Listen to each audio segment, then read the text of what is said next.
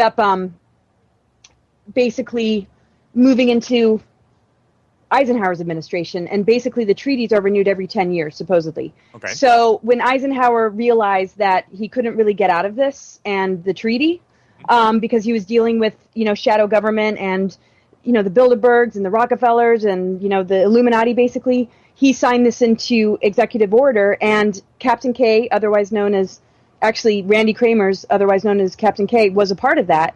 And basically, it didn't go according to plan necessarily. He wasn't too happy with the way things went, but the hope was that it would keep the checks and balances, basically monitoring what MJ-12 has been doing with the alien technology. And now, because alternatives 1, 2, and 3 were set up, alternative 3 being connected to going off planet and going to Mars, which was established during the Eisenhower administration, because that agenda got totally infiltrated and became more about getting as far away from Earth as possible to then create New World Order.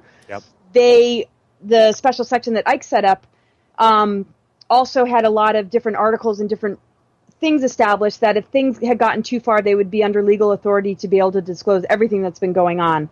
And so basically, he was manufactured into a specific program, and it was a super soldier program, but it was a benevolent super soldier program called Project Moonshadow. And it was to offset some of these trained assassins and trained, slaves, basically, to implement this. Because in order to stop something like that, you have to kind of match it. And even though they didn't want to, they really didn't have any choice. And so they work with the extraterrestrials that are like the cancer fighters in the universe.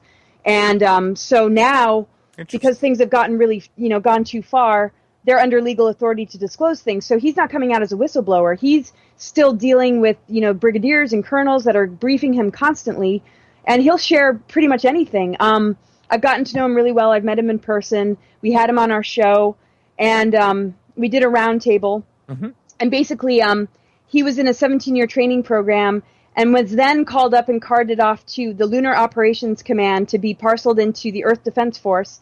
And the parcel that he was sent to was Mars, to basically defend the Martian settlements. And I asked him, well, why would you be guarding the settlements if the special section wasn't really going for this anymore? And he said basically to keep check on them and to keep tabs on them. And when they saw where it was going, that's when the legal authority to disclose all this came about. Not a lot were willing to come forward, but he was, and I think he was actually asked to come forward. Basically, they have to answer to MJ-12, but they're also there to keep them in check. So it's just like a chess game, and it's very interesting. But I would definitely encourage listeners to check out his interviews. I know him personally. He's just a person of integrity. He really cares about the human race. And when I asked him, well, what place do you have with Alternative 3? He said to me, basically, my position is to stop it, So it's all... You get him on this show. Yeah, he'd be perfect. I mean, you'd have a great time with him. Well, I just was looking online, and I saw that he was on the Clyde Lewis show, which I am now in competition against. But it's fine. Clyde and I are good friends. I've been on Clyde's show, and he's just a lot of fun. But I was reading here, Captain K of Mars. I just want to read this to the listening audience here. This was on Clyde's website. It goes, in the 1960s, there's a plan devised by the U.S. government to have in place a conspiracy of denial with regards to the possibility that the new space program would discover the possibilities of life elsewhere in the universe. This plan, provided by the Brookings Institute, was completed in December of 1960 and pointed out a very real fear of social disintegration in humanity discovered in its cosmic Soyam proof of extraterrestrial life. The Brookings report was very clear when it suggested that the anthropological files containing many examples of societies sure of their place in the universe which have been disintegrated when they had to associate with previously unfamiliar societies, exposing different societies in different ways. Needless to say, the guardians of intelligence suggested that if the U.S. space program found evidence of alien life or technology, that it would would be advisable to withhold that information. Nearly 5 decades later, much of the Brookings Institute laid out for the space program still holds, and science is still in the act of denial of any intelligent life in space. Since the Curiosity rover landed on the surface of Mars, there have been a number of curious anomalies which have been sent back to Earth that have created all sorts of buzz. And I want to talk about that, guys, because, and we're going to bring Laura back here, but we, the Truth Frequency Radio Network, we actually were one of the networks that revealed this weird space rat on from the Mars Curiosity rover. And actually, when I was doing videos, one of my particular guys that we were investigating Nibiru, we were coming across some areas in Mars through the rover that looked like beheaded evil, like horns, like these, it looked like they actually had horns in the faces, but it looked like they were beheaded, and it looked like a crash site of sorts. And that whole area where the Mars Curiosity rover, if you really look at it, it looks like a crash site. What do you think, Laura? Yeah, I've seen a bit of that, and it does. It absolutely does. It does, doesn't it? With all these weird rock formations, and some of them are they're cut. I mean, it looks like a laser beam had cut some of these rocks. And there's some weird stuff. I mean, we saw that one that looked like the Tuscan Raider, and then now there's this new one there. It looks like a traffic light. Have you seen that one? No, I haven't. Yeah, it just came out. It was the Mars rover took this shot. It looked like a traffic light. I'm like, we all know at one point in time there must have been whenever I think of Mars, I always think of Total Recall, and I guarantee. Well, we have evidence to prove that we have been working up there for a long time. Yeah, and there used to be life on Mars. They destroyed their planet way back when. And it's been a huge psychological cost for the indigenous races that are still on Mars. They've had to live with that destruction and a lot of that suffering for a really long time, and they're still, recovering.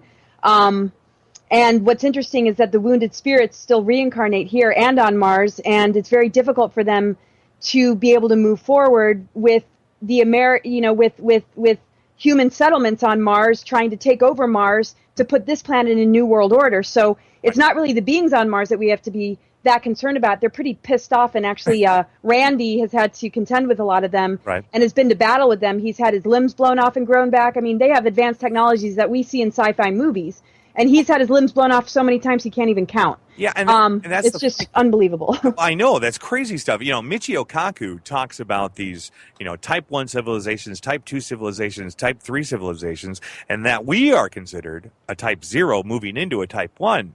To think that we are the only life in the universe is pretty egotistical.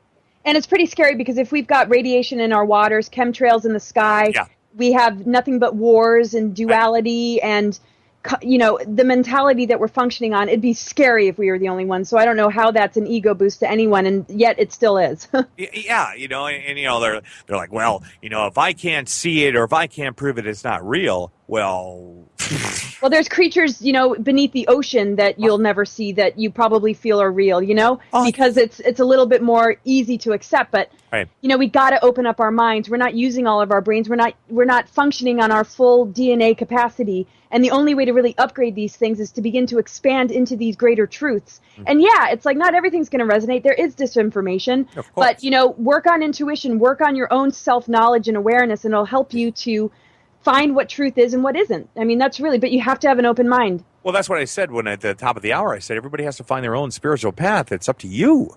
It's not up to anybody else to tell you. And I think that's been the problem with religions over the decades, over the centuries, or the millennia, or whatever. It's been a big problem. And, especially Christianity. I mean, the Catholicism and the, more wars have been, more people have died over the name Jesus Christ than there has. And, I don't even know what to say about that. It's just, it's crazy. Yeah, and that is not anything about Christ consciousness. It's actually a major negative alien agenda. And alien always makes it sound like it's separate from us, but we have to understand it's our own negative ego that enables it. It's our own ignorance. It's our own disempowerment. And we have to get those things back. We have to purify our ego. We have to become empowered. We have to allow life and nature and Gaia and spirit give us what we need to refine ourselves and to walk a path of integrity and compassion and love for one another, because love is spirituality, wisdom, compassion, not books, not dogma, not all this stuff that's getting thrown at us, and people fight over it. And it's just like, are you kidding me? And you think there's no ETs or higher races out there? That's sad. Well, and I know I've seen reptilians. I've seen shapeshifters. I know they're real. I mean, I have had my own UFO experiences. You saw those weird X-rays of mine, right? Yeah. Weren't those things a trip? Yeah. How long ago did you post them? Brooks Agnew believes that it's, and Andrew even believes that it's a multidimensional type thing that they're seeing in my body. And if a lot of people out there don't know about this, but I had these weird X-rays done. I have a back problem, and I went in and got my an MRI, not MRI, just a regular X-ray done. And it was weird because the radiologist tech, he's taking the shot. He has me standing up, and he's like, "This is really weird. Have you ever had any back surgery done?" I'm like, "No." And he's like, "Well, this is really, really strange." And he's like, "I see these weird. It looks like and to describe it, it looked like almost like a mechanical spine connected to my spine." And it was the first shot of it was crazy, and I never got hold of that first shot. It was like he deleted it, and I'm like, what? And so he took the shot. He thinks, because he's like, it's a technical problem with the, but I've never seen this. I've been an X-ray tech for 20 years. I've never seen anything like this. And he goes, it must be a problem. So he takes another shot of it, and you see it again. And it's not as prevalent as the first one, but you still see it. And then he does this close-up shot, and it looks like a Superman symbol right between my L4 and L5. Oh, my God. And it looks like they're, like screwed in. You can, like little nuggets on my hip. And, I'm like, man, what are we looking at here? And he's like, I have no idea. And then I bring it to the actual orthopedic, and he scratched his head. He's like, I have no idea. And he just kind of blew it off, Wow. And so I show it, to Alfred. Alfred does a big show about it. And then I showed him to Brooks Agnew, and he's like, oh, my God, this is really the strangest thing I've ever seen in my entire life. And it really makes no sense, And then we had this weird thing in my foot. And as we all know, we've had some problems with me over the years in regards to people not liking what I have to say, and we've had some interesting confrontations. But there was something removed from my foot, and I had met Dr. Roger Lear. God rest his soul. He had just passed away. I met him and not Cooper, but. Oh God! Why can't I think of his name off the top of my head? Anyways, I was at some conference in L.A. and Lear was up there, and I showed Lear the pictures, and he's like, I showed him the pictures of the foot, and I showed him the pictures of the spine, and he looked at the pictures of the foot, and he says, "These are really interesting." He says, I want you to come up. I'm doing this thing where I guess Lear does this magnetic thing to check for the alien implants. And he's like, I really want you to come up. And he's like, well, I'm going into surgery next week. And he's like, well, make sure you get me all the information.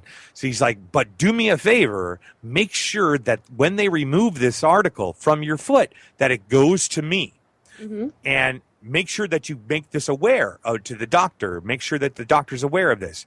And so I told the doctor, and me and my buddy Mark, who has been my friend here in Long Beach for quite some time, he brought me to surgery, and we both said, we want the piece. Once I am done, please give me the piece that you're taking out of my foot. We want to have it analyzed. And so when I got done with surgery, I'm waking up in the recovery room. And I said, well, where is the piece? And they're like, oh, well, we destroyed it. Huh? Like, what? You destroyed it? And they're like, yeah, we destroyed it. And I said, wait a minute, I told you I wanted this piece. Well, we can't give it to you because it's a biohazard. And I'm like, no. That is a piece that's coming out of me. And that is mine. And so I got really irate and ticked off about it.